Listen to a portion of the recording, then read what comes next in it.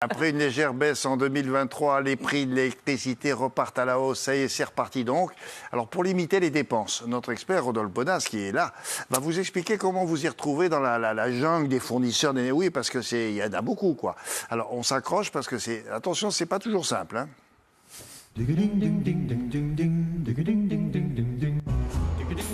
Oui, ça a encore augmenté, bien sûr. C'est si compliqué que ça, le marché de l'électricité. C'est très compliqué, William. Je vais vous expliquer déjà, je pense que je vais vous donner un premier chiffre. Il faut savoir qu'il existe sur le marché français 40 fournisseurs d'électricité. Vous avez la possibilité d'acheter de l'électricité auprès de 40 entreprises. C'est chez tout ça, chez au supermarché d'à côté. Alors ça c'est intéressant. Il faut bien faire la distinction entre le fournisseur d'électricité, c'est-à-dire celui qui est en capacité de vous vendre une offre d'électricité, des producteurs d'électricité, oui, c'est-à-dire ceux qui la fabriquent. Alors après, ça par exemple, EDF, c'est qui ? L'EDF, justement, c'est un bon exemple. Il est à la fois fournisseur d'électricité, oui, parce qu'il nous la vend, mais il produit aussi de l'électricité. C'est-à-dire vous pouvez être fournisseur et producteur. Et vous pouvez être producteur sans être fournisseur, et fournisseur sans être producteur, bien évidemment. Donc tout ça, ça commence déjà, c'est compliqué. Alors ce qu'il faut comprendre aussi, c'est que ce marché de l'électricité, eh bien, il est extrêmement volatile parce qu'il est dépendant aussi des offres et des dispositifs qui peuvent s'opérer à l'extérieur de notre beau pays, la France, puisqu'il suffit d'un terrible conflit, par exemple, comme ce qui s'est passé en Ukraine, pour tout d'un coup tendre les marchés de production. Les gens ne comprennent pas. Parce que, oui, mais il y a l'Ukraine. Comment ça, il y a l'Ukraine ? Ça veut dire quoi ? EDF, ils achetaient l'électricité à l'Ukraine ? Expliquez-nous ça. Pourquoi on dit, il y a l'Ukraine ? Parce que les tarifs de l'énergie sont des tarifs mondiaux.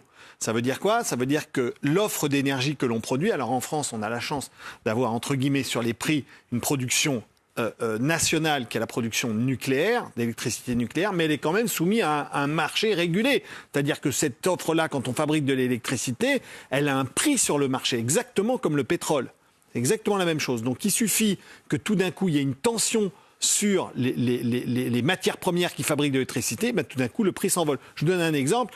Là, aujourd'hui, par exemple, sur le pétrole, les prix sont un peu en train de descendre. On le voit à la pompe.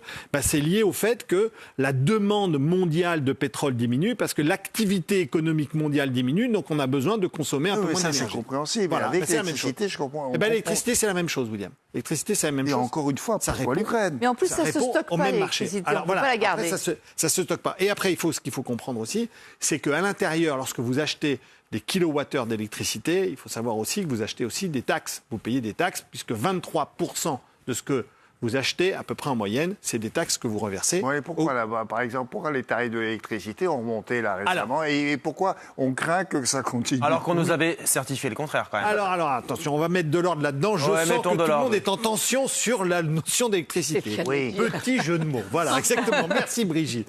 Donc, juste petit focus pour une raison très très simple.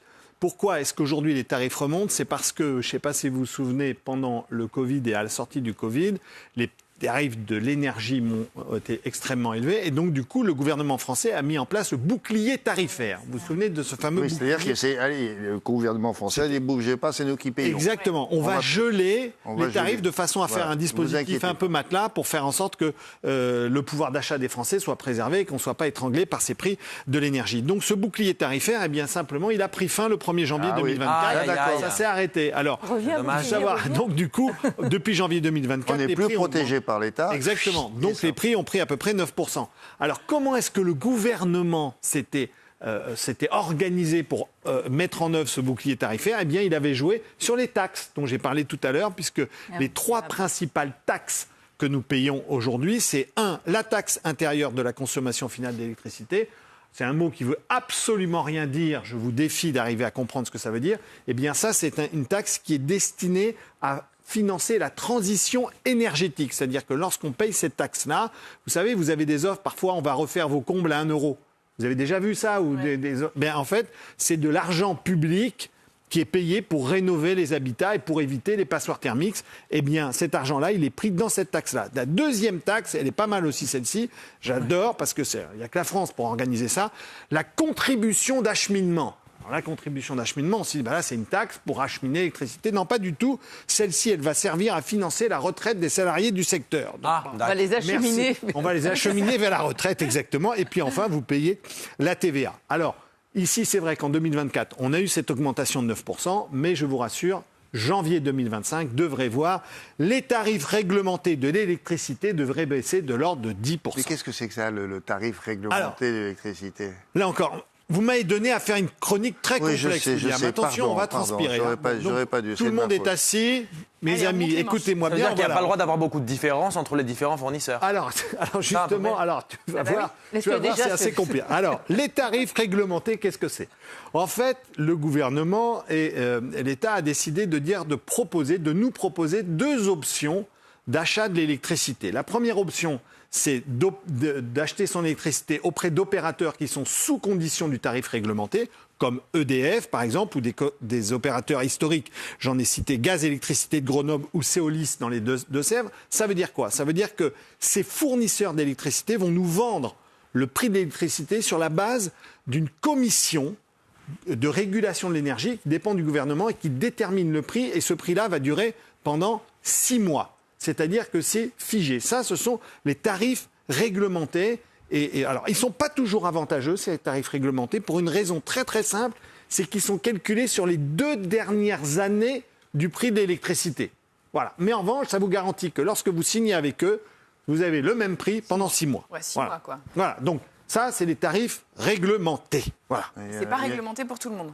Alors, ce n'est pas réglementé pour tout le monde, tu as raison, puisqu'il y a aussi ce qu'on appelle les offres de marché. Là, ce sont des acteurs et des fournisseurs et des producteurs d'électricité qui, eux, ne se basent pas sur le tarif réglementé pour fixer le prix, mais uniquement sur les prix du marché et, eux, sur leur marge qu'ils vont faire. Donc, résultat des courses, vous avez par exemple Total Energy, Eni, Switch. Eh bien là, ici, vous avez des tarifs qui sont entre 15 et 26%, souvent moins chers que les tarifs réglementés.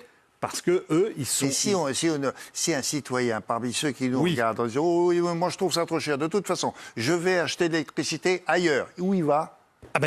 Il va s'adresser à ces 40 fournisseurs d'électricité dont je vous ai. Et c'est marqué où ça? Là, vous tapez fournisseurs d'électricité, vous avez tous les 40 sociétés. Et alors là, vous appelez, le type, il vous dit vous voyez, vous êtes quoi? Vous avez un appartement de ça, vous dépensez tant, moi je vous propose moins. Alors là, il y a ça ou pas? Alors là, il va falloir faire très attention parce qu'en effet, vous avez raison, William, vous allez avoir ceux qui vont vous donner des prix fixes sur une durée déterminée. Ils vont dire, je m'engage à vous donner ces prix-là sur cette période-là. Et ensuite, après, ça sera les prix de marché. Et pour avoir l'électricité, moi, je dois acheter quelque chose de particulier? Non, vous ne faites rien. Je fais rien. En fait, j'ai mon compteur, tout ça, ça suffit. Ça, William, ça, c'est un point très important. Il faut faire la distinction entre ceux qui vous fournissent entre guillemets l'électricité et celui qui la diffuse. Et ça n'a rien à voir. Le réseau de diffusion. Bon, alors il faut que j'appelle le diffuseur? Non, le diffuseur, vous n'avez pas affaire à lui, vous ne travaillez qu'avec le fournisseur. Bon, et c'est déjà pas mal. Donc le fournisseur, je lui demande, est-ce que je peux payer moins cher que voilà ma facture d'EDF? J'ai ça. Vous faites moins? Exactement. Alors là, je m'abonne. Là, ils vont vous faire moins.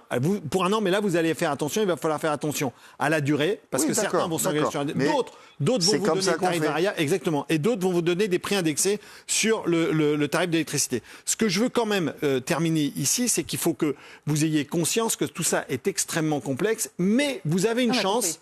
On a une chance en France, c'est que vous pouvez vous désengager de vos tarifs d'électricité absolument quand vous voulez. Vous êtes libre. C'est pour ça que je vous posais la question. Parce que la personne qui nous regarde dit, bon d'accord, je trouve que c'est trop cher avec EDF. Vous me disiez, c'est le tarif, il y en a un autre. Il y en a 39 autres. Là. Bon, très bien. J'appelle qui? Je fais quoi? Alors, ensuite, il y a des comparateurs, et en particulier un comparateur officiel qui est le comparateur fournisseur d'énergie, qui a été mis en place par le médiateur de l'énergie. Et là, pour le coup, vous allez pouvoir comparer vos fournisseurs et savoir quelles sont les meilleures offres. Bon. Celui-ci est le seul site officiel complètement indépendant pour comparer vos prix. Tous les autres sites sont des sites qui sont opérés par des fournisseurs d'électricité. Donc celui-ci, vous pouvez y aller, regardez-le. Il vous donnera il va vous donner les bons éléments. Mais c'est compliqué, l'électricité, on y reviendra, William. Qu'est-ce qu'il y a, arrêtez de lui demander des chroniques si compliquées. C'est tellement compliqué. Mais pas du tout. Il sait tout. La preuve. Il sait tout maintenant, il est incollable. Mais tant mieux. Parce que la question, c'est la question que se posent ceux qui nous regardent. Qu'est-ce que je fais? C'est vrai. Comment on fait? On appelle qui? Grâce à lui, c'est clair. On appelle qui? Il vient nous le dire. Il nous dit quoi? Et surtout, vous êtes libre. Vous pouvez partir quand vous voulez. Nous sommes libres. Magnifique. Bravo. Merci beaucoup.